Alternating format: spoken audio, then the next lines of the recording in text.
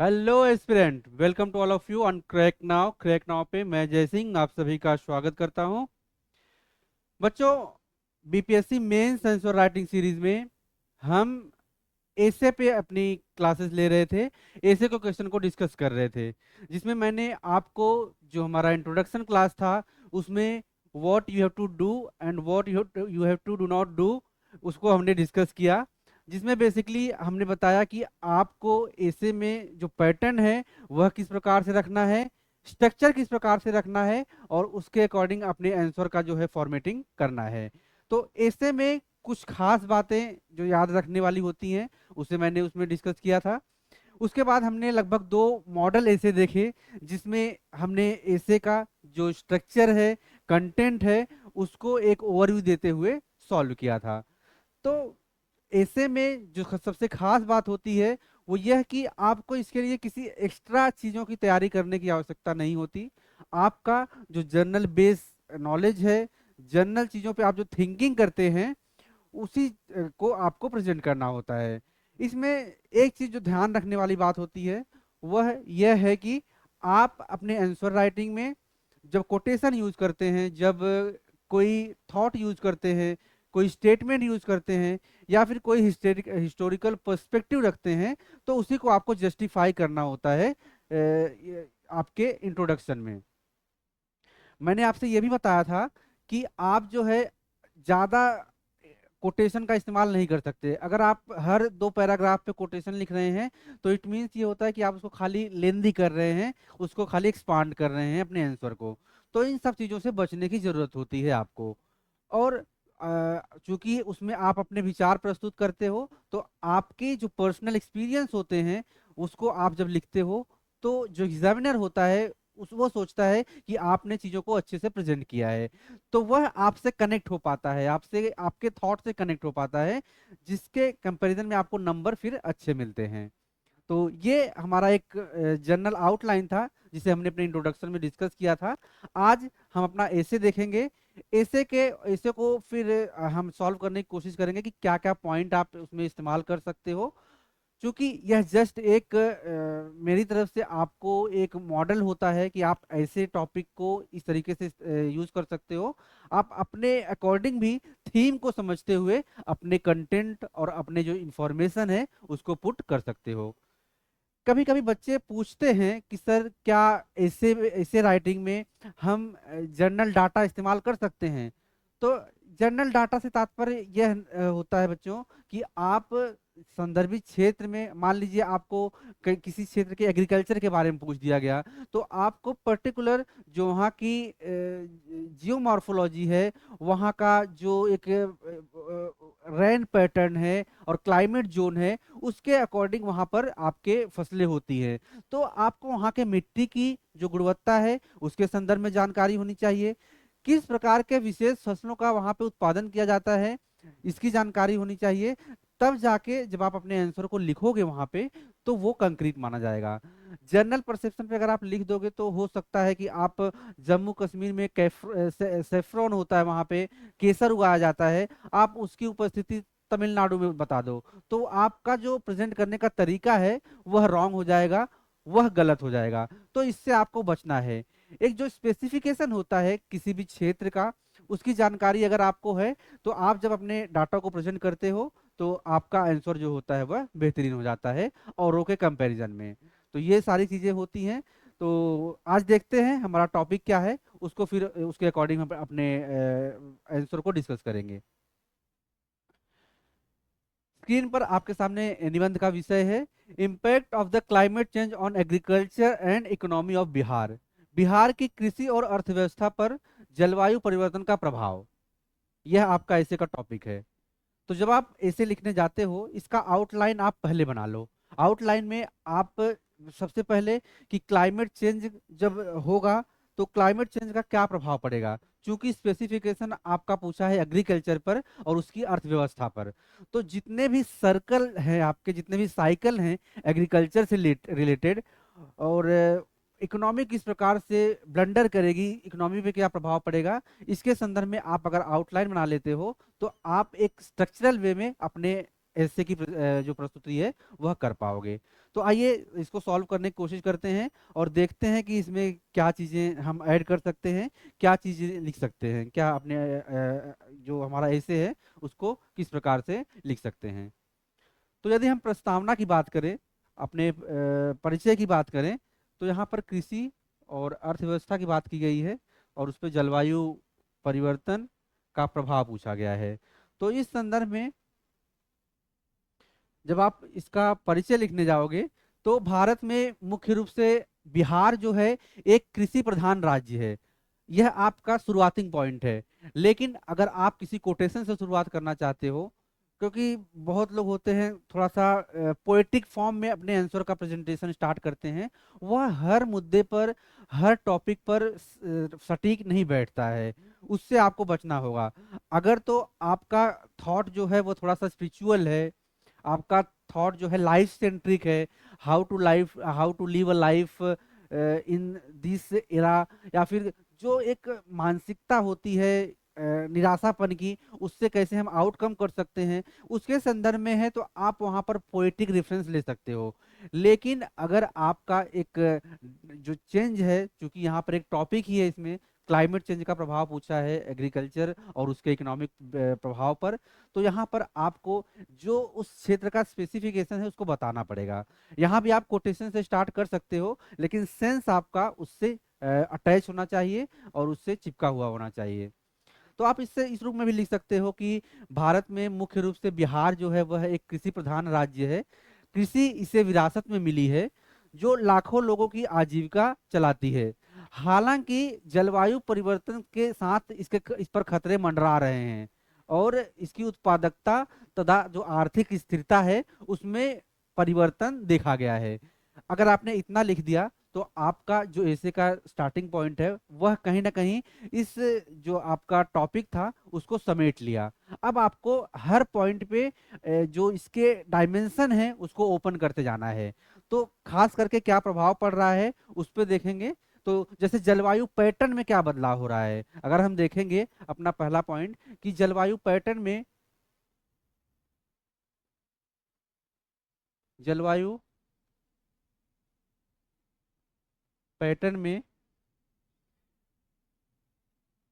बदलाव हुए हैं। अब ये बदलाव किस रूप में है उसको हम देखेंगे। जलवायु पैटर्न में बदलाव हुए हैं तो किस रूप से आप देखेंगे कि परिवर्तन ने बिहार के जलवायु पैटर्न में महत्वपूर्ण बदलाव किए हैं, जिसमें अनियमित वर्षा, जो आपका रेन पैटर्न है वह अनसर्टेन हो गया है, अनियमित वर्षा हो रही है, लंबे समय तक सूखा, ड्राउट जो है वह लंबे समय तक एक क्षेत्र में फसलों का उत्पादन ही नहीं हो रहा है, क्षेत्र विशेष रूप से गर्म हो जा रहा है, वहां पर लू चल रही है, जो गर्म हवाएं हैं, बाढ़ और चक्रवात की स्थितियां इस रूप में आती हैं। तो जलवायु परिवर्तन इस रूप में आपके पैटर्न में बदलाव हुआ है, तो आप इस पॉइंट को मेंशन कर सकते हो। तो यह आपका जलवायु परिवर्तन था। कृषि में प्रभाव क्या हुआ है अगर हम देखेंगे तो हमारा एक पहला पॉइंट तो ये था, जलवायु परिवर्तन में प्रभाव क्या हुआ है। दूसरा, कृषि में क्या प्रभाव हुआ है। कृषि कृषि में प्रभाव आप देखोगे तो इसकी जो उत्पादकता है उस पर असर पड़ा है। जल की आवश्यकता किसी भी फसल के लिए बढ़ती जा रही है, तो जल जो है वह प्रॉपर तरीके से, अगर वर्षा नियमित रूप से नहीं है, वर्षा प्रॉपर रूप से नहीं हो रही है, तो फसलों के लिए भी जल की जो उपलब्धता है वह कम होगी। तो वहां पर विशेष क्षेत्र में सूखा देखने को मिलेगा। और जहां पर वर्षा बहुत अधिक हुई है तो वहां पर बाढ़ की स्थिति के कारण भी फसल जो है उस रूप में ज्यादा देर तक फसल ही उस रूप में उत्पादित नहीं हो पाएंगे। तो हम देखते हैं कि जल तनाव की स्थिति उत्पन्न होती है आपके कृषि क्षेत्र में। इसमें आप देखेंगे कृषि में प्रभाव क्या होता है, जल तनाव की स्थिति उत्पन्न होती है। जल तनाव से तात्पर्य यही होता है कि जल की उपलब्धता जो है उसमें कमी देखी जाती है। जल तनाव में वृद्धि, जल तनाव में जल तनाव में वृद्धि होती है। तो वर्षा की जो एक निश्चित मात्रा चाहिए होती है किसी फसल के उत्पादन के लिए, वह कम पड़ जाती है। ये आपका पानी जो है वह उसकी कमी हो जाती है। फसल की संवेदनशीलता, चावल, गेहूं, मक्का जैसी प्रमुख फसलें, इनमें कीटों और जो आपकी कीटों और अदर जो बीमारियां होती हैं और अत्यधिक तापमान के प्रति यह जो होती है, इनकी संवेदनशीलता या सहनशीलता बढ़ गई है।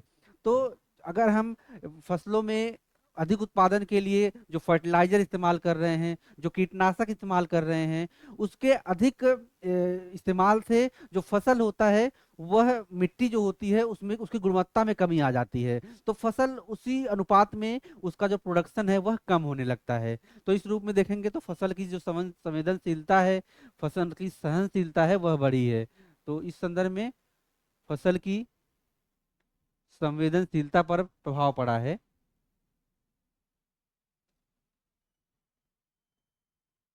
संवेदनशीलता बढ़ी है।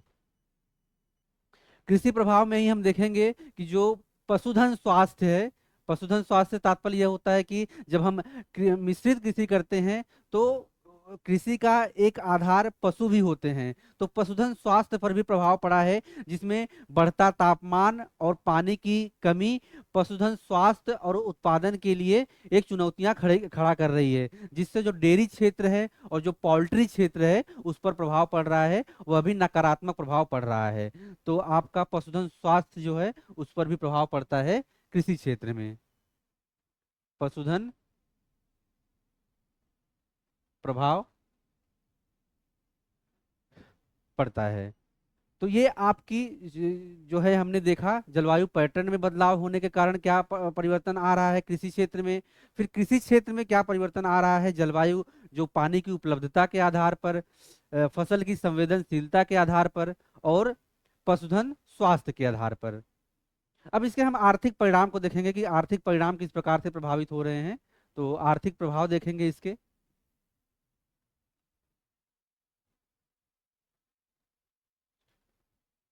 आर्थिक प्रभाव क्या पड़ा हुआ है।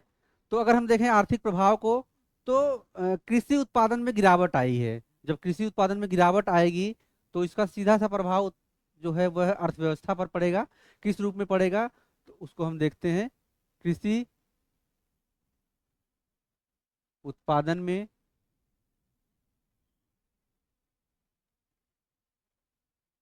गिरावट, कृषि उत्पादन में गिरावट जो होता है, अगर हम देखें तो जलवायु प्रेरित तनाव के कारण फसल की पैदावार और गुणवत्ता दोनों में कमी और कृषि उत्पादन में कमी आती है, जिससे खाद्य सुरक्षा और किसानों की आय प्रभावित होती है। तो इससे किसानों की आय जो है, जो कृषि उपज बेचने पर उसे प्राप्त हो सकता था, तो उस किसानों की आय में गिरावट होती है इस परिवर्तन के कारण, जलवायु परिवर्तन के कारण। यहाँ आपको थीम सेंटर जो है इसका वह याद रखना पड़ेगा, क्योंकि थीम यहाँ पर आपको याद रखना पड़ेगा, क्योंकि जलवायु परिवर्तन के कारण क्या प्रभाव पड़ रहा है कृषि पर और उसकी अर्थव्यवस्था पर, यह इसका सेंट्रल पॉइंट है। तो सारा जो यहाँ पर नुकसान हो रहा है, सारी चीजें जो प्रभावित हो रही हैं, वह बिकॉज ऑफ आपके पर्यावरण के प्रभाव के कारण, बदलते जलवायु परिवर्तन के कारण है। तो पहला तो कृषि उत्पादन में गिरावट आ रहा है।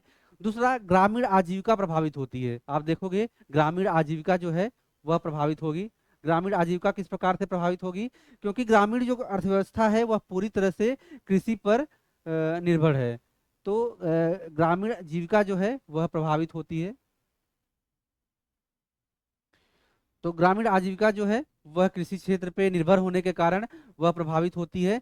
और जो इससे संबंधित जो छोटे उद्योग हैं, जो कुटीर उद्योग हैं, वह भी इससे प्रभावित होते हैं, जिससे अर्थव्यवस्था प्रभावित होती है। जैसे आप एग्जाम्पल मान लीजिए कि कोई आचार बनाने वाला ग्रामीण समूह है, कुछ महिलाओं का ग्रुप है, वह अपने क्षेत्र में अचार बनाती हैं, लेकिन जलवायु परिवर्तन हुआ और वहां पर जो एक धूप चाहिए थी अचार को सुखाने के लिए, वह पूरे वर्ष भर नहीं निकली, पूरे जो सीजन होता है उसमें नहीं निकली, तो वह आचार खराब हो जाएगा। तो कम्युनिटी के बेस पे जो आचार मार्केट में आकर एक आय का साधन जनरेट कर सकता था, वह खराब हो गया, तो वहां पर वह आजीविका जो है वह प्रभावित हो गई। तो इस रूप में हम इसे देख सकते हैं। इसी में देखें तो खाद्य असुरक्षा भी एक जो स्थिति है वह उत्पन्न करती है, जिसमें जलवायु संबंधी झटके जो हैं वह खाद्य असुरक्षा को बढ़ाते हैं और विशेष रूप से जो कमजोर आबादी है उनके मध्य कुपोषण और हेल्थ संबंधी, स्वास्थ्य संबंधी जो चुनौतियां हैं उसको प्रस्तुत करते हैं। तो खाद्य जो है सुरक्षा वह भी प्रभावित होती है। तो इसे आप लिख सकते हैं कि खाद्य असुरक्षा जो है वह बढ़ती है, जिससे जो हेल्थ संबंधी और कुपोषण संबंधी जो समस्याएं हैं वह जन्म लेती हैं। अब इसके लिए अगर हम देखें तो अब यहाँ पर आपके चुनौतियों को हमने देखा कि क्या क्या प्रभाव पड़ रहे हैं। इसके लिए आपको अनुकूल रणनीतियां क्या बनाना चाहिए, कि क्या प्रॉपर स्ट्रेटेजी होनी चाहिए कि आप इसको टैकल कर सकें। यह जो समस्याएं हैं, जलवायु परिवर्तन है, उसको कम किया जा सके। जलवायु परिवर्तन की गति को हम परिवर्तित तो नहीं कर सकते, रोक तो नहीं सकते, लेकिन अपने कुछ एक्शंस द्वारा, अपने कुछ जो हमारी हैबिट्स है उसमें बदलाव करके हम इस पे कंट्रोल जो है वह कर सकते हैं, इसको थोड़ा बहुत नियंत्रित कर सकते हैं। तो इसके लिए जब हम देखेंगे तो जलवायु लचीली जो फसलें हैं उस पर आधारित कृषि करें। तो रणनीतियां क्या होनी चाहिए इसको हम देखते हैं।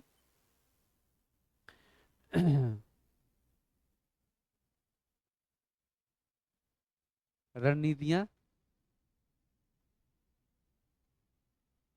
अब रणनीतियों में अगर आप देखोगे तो जलवायु रिजिलियंस संबंधी, जो क्लाइमेट रिजिलियंस संबंधी जो फसल हैं उनके उन किस्मों का उत्पादन करना चाहिए। तो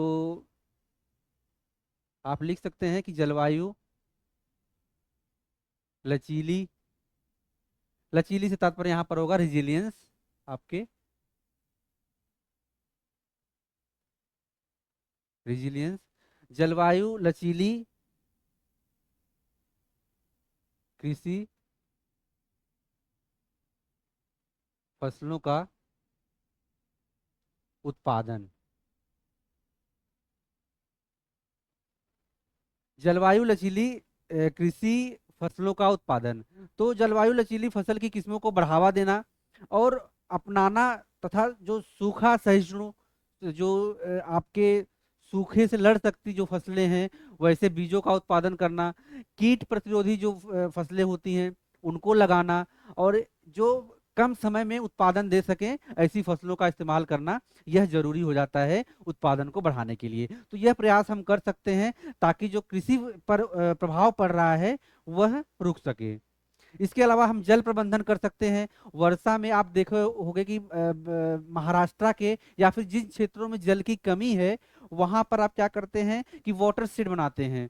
वाटर शेड वहां पर पानी, वर्षा के पानी को संचित कर लेते हैं, और जब वर्षा का जो सीजन है वह बीत जाता है तो इकट्ठे किए हुए पानी का इस्तेमाल पीने के लिए और साथ ही कृषि संबंधी जो गतिविधियां हैं उसको पूर्ण करने के लिए किया जाता है। तो वर्षा जल संचय, वाटर सेट प्रबंधन और कुशल जल प्रबंधन जैसी स्थितियों को अपनाना चाहिए। और इसके साथ ही जो सूक्ष्म सिंचाई तकनीक है, सूक्ष्म सिंचाई संबंधी पद्धतियां हैं उसको अपनाना चाहिए। तो जल प्रबंधन यहाँ पर आवश्यक हो जाता है। आपका जल प्रबंधन यह किस रूप में होता है? वाटर सेज मैनेजमेंट के द्वारा विभिन्न प्रकार के जो पंप आते हैं, जो सूक्ष्म पद्धतियां अपनाई जाती हैं पानी को बचाने को लेकर, वर्षा के पानी को एकत्रित करना, ये सारी चीजें जो हैं वह आपके जो पद्धति है उसके माध्यम से जल को प्रबंधित करती हैं, जल के कम इस्तेमाल को प्रोत्साहित करती हैं। इसके अलावा मौसम सूचना प्रणाली, मौसम सूचना प्रणाली से तात्पर्य यह होता है कि ऐसे कुछ अर्ली वार्निंग सिस्टम जनरेट करने चाहिए कि ताकि अगर बहुत ज़्यादा चेंजेस आने वाले हैं आपके क्लाइमेट में, आपके जो मौसम है, तो उनकी गतिविधियों का पता लगाया जा सके और उनसे निपटने के लिए कुछ पूर्व प्रयास किए जाने चाहिए। जैसे अर्ली वार्निंग सिस्टम में अगर हम जो बाढ़ संबंधी अनुमान पहले से लगा लेते हैं तो विशेष क्षेत्र में जहां पर जन धन की हानि हो सकती है उस पर रोकने संबंधी काम और कुछ नियम और स्ट्रेटजी अपनाई जा सकती है। तो अर्ली वार्निंग सिस्टम या फिर मौसम सूचना प्रणाली जो है उसको तंदुरुस्त होना चाहिए, उसको व्यवस्थित होना चाहिए। तो मौसम सूचना प्रणाली जो है वह उन्नत रूप में व्यवस्थित तरीके से होना चाहिए। इसी के अलावा अगर हम देखें तो फसल विविधीकरण, एक ही प्रकार की फसलों का एक ही जमीन में उत्पादन करना यह किसी भी अर्थव्यवस्था के लिए ठीक नहीं होता, किसी भी जमीन के लिए ठीक नहीं होता, क्योंकि इससे जो अन्य प्रक्रियाएं हैं जैसे नाइट्रोजन फिक्सेशन, नाइट्रोजन की कमी हो जाएगी मिट्टी में तो फसल का उत्पादन अपने आप कम हो जाएगा, मिट्टी जो है वह बंजर हो जाएगी, उत्पादन लायक भी नहीं रहेगी। तो इसलिए जो फसल रोटेशन है, जो क्रॉप रोटेशन है, वह करते रहना चाहिए। एक सीजन में 2 से 3 फसलों को एक प्रकार से लगाया जाना चाहिए, और इसके अलावा जो साल भर में विभिन्न प्रकार की जो खेती खेती संबंधी पैटर्न है उसको उसमें बदलाव लाना चाहिए। तो फसल विविधीकरण यह रहना चाहिए आपका, ये पैटर्न भी जो है रणनीतियां हैं इस एग्रीकल्चर समस्याओं से निपटने के लिए। तो फसल विविधीकरण जरूरी है, फसल विविधीकरण यह जरूरी है। इसके अलावा अगर हम देखें तो पशुधन के लिए अनुकूल क्षेत्र के का इस्तेमाल, जैसे बेहतर आश्रय, पशुधन चारा और स्वास्थ्य देखभाल सही स्मार्ट जलवायु पशु प्रबंधन जो एक क्षेत्र है उसका निर्माण किया जाना चाहिए, ताकि पशु को भी कृषि क्षेत्र में लाकर हम अधिक मात्रा में जो लाभ है वह अर्जित कर सकें और जो समस्या है उससे निपट सकें। तो यह सारी आपकी रणनीतियां थी जो एग्रीकल्चर को एक सस्टेन करने के लिए, एग्रीकल्चर को व्यवस्थित करने के लिए प्रयास किया जाना चाहिए था। इसमें अगर हम देखें तो नीतिगत हस्तक्षेप क्या हो सकते हैं, पॉलिसी के तौर पर पॉलिसी मेकिंग में हम क्या बदलाव कर सकते हैं ताकि जो ये जलवायु परिवर्तन से होने वाले खतरे हैं और उसका प्रभाव पड़ता है कृषि और अर्थव्यवस्था पर, उससे निपटा जा सके। तो पॉलिसी मेकिंग अगर हम देखें तो जलवायु स्मार्ट कृषि नीतियां बनाई जानी चाहिए। तो हम देखते हैं नीतिगत हस्तक्षेप क्या हो सकते हैं इसमें, नीतिगत हस्तक्षेप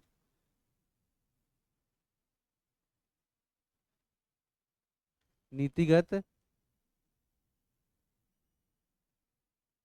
हस्तक्षेप यह क्या हो सकते हैं।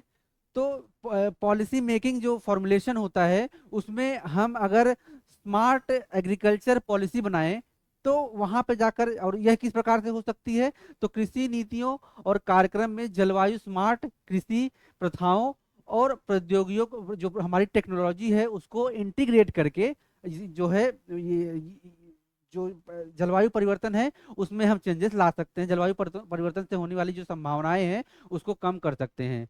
अब यह कैसे हो सकता है, जैसे आपने देखा होगा कि किसी क्षेत्र में वर्षा की बहुत कम मात्रा होती है, तो आजकल टेक्नोलॉजी के माध्यम से, तकनीक के माध्यम से आर्टिफिशियल रेन कराई जाती है, आर्टिफिशियल क्लाउड का फॉर्मेशन होता है और कृत्रिम वर्षा का जो है वहां पर प्रभाव होता है, कृत्रिम कृत्रिम वर्षा कराई जाती है ताकि जमीन को जो है मिट्टी नम हो सके और जो फसलों के लिए आवश्यक पानी की आवश्यकता है वह पूर्ण हो सके। तो इसके लिए तकनीक को और स्मार्ट एग्रीकल्चर पॉलिसी बनाकर अगर हम इंटीग्रेट कर सकते हैं तो इससे समस्या से निजात पाई जा सकती है। पॉलिसी इस प्रकार से बनाई जानी चाहिए। इसके अलावा अगर हम देखें तो जोखिम पूर्ण जो वित्त तंत्र होते हैं उसका निर्माण करना चाहिए। जोखिम पूर्ण वित्त तंत्र, पहला पहला तो है कि आपका जो है स्मार्ट खेती व तकनीकी एकीकरण।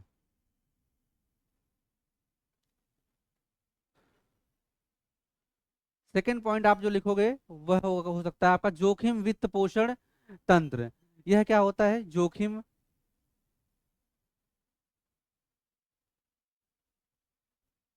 वित्त पोषण तंत्र। जोखिम वित्त पोषण तंत्र में अगर आपका फसल जो है वह नष्ट हो जाता है किसी भी नेचुरल कैलेमिटी के कारण, नेचुरल डिजास्टर के कारण, तो बीमा संबंधी अगर आपने उसका एक पहले से कागजी कार्रवाई की है, बीमा उसके संदर्भ में किया हुआ है, तो आपके नुकसान हुए फसल की भरपाई सरकार द्वारा की जाती है।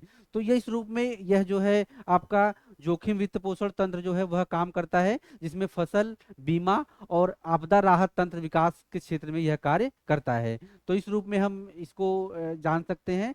दूसरा, आप देख सकते हैं कि अनुसंधान और नवाचार, सरकार को प्रयास करना चाहिए कि ऐसे नए बीजों का उत्पादन करे, ऐसे नए बीजों का निर्माण करे, ताकि वह कम पानी के इस्तेमाल के द्वारा भी अधिक उत्पादन दे सके। तो आपका जो है अनुसंधान और नवाचार पर विकास होना चाहिए।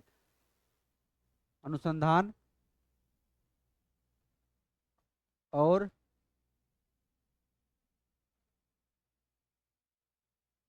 नवाचार किया जाना चाहिए। यह एक नीतिगत हस्तक्षेप हो सकता है, जो नेचुरल चेंजेस होते हैं, नेचुरल क्लाइमेट चेंजेस होते हैं, उससे बचने के लिए। इसी में हम देखें तो क्रॉस सेक्टरल समन्वय, जैसे इसमें सरकारी एजेंसियों, विभिन्न प्रकार के जो अनुसंधान संस्थान हैं, और सरकारी संगठन और समुदायों के बीच, इनके मध्य में एक आपसी कोलैबोरेशन होना चाहिए, ताकि हर स्तर पर हर एक संस्था जो है, हर एक जो स्टेक होल्डर है, वह अपने कार्य को पूर्ण करे, और जो इस बदलाव के कारण, पर्यावरणीय बदलाव के कारण होने वाली समस्याएं हैं, उसको कम किया जा सके इस आपसी इंटीग्रेशन के माध्यम से। तो क्रॉस सेक्टरल समन्वय भी जरूरी है, आप इस रूप में जान सकते हैं। क्रॉस सेक्टरल,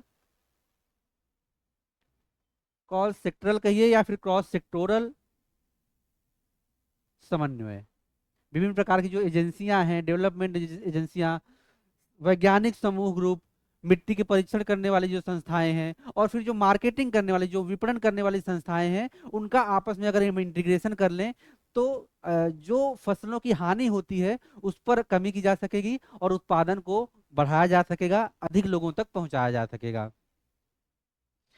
और इसी प्रकार से हम देखें तो सतत विकास अनिवार्य जरूरी है, जिसमें अगर बिहार की कृषि व्यवस्था और जलवायु परिवर्तन के प्रभाव को संबोधित करने के लिए एक समग्र और एकीकृत दृष्टिकोण की आवश्यकता है। तो इस रूप में अगर हम देखें, जो आर्थिक विकास और लक्ष्यों को पर्यावरणीय स्थिरता और आर्थिक विकास को बढ़ावा देती हैं, तो इस रूप में जो सतत विकास अनिवार्यता है उसकी भी आवश्यकता है। तो पांचवा पॉइंट आपका हो जाएगा यहाँ पे, सतत विकास अनिवार्यता।